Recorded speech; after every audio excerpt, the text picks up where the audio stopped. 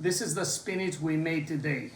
It's a quick recipe, and the only ingredients you use: olive oil, spinach, dry garlic, dry onion, a little bit of salt, and that's it. So the first thing we're gonna do, we just put 1 tablespoon of olive oil.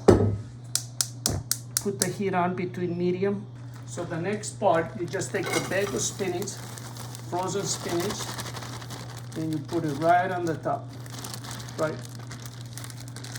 Just move the spinach all around. So what we're gonna do, we're gonna put a half a teaspoon of dry onion.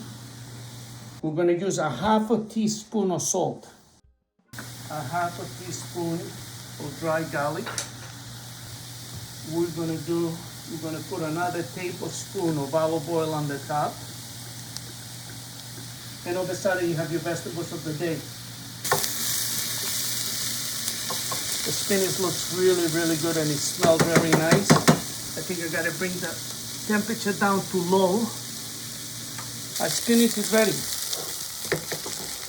Looks delicious. Wow, the taste is amazing. It tastes good, it's good for you. The flavor, it's just unbelievable. It reminds me of a cheese pie. No, not a cheese pie. They call it hortopita. It's a pie made out of vegetables. And this is the flavor I'm tasting.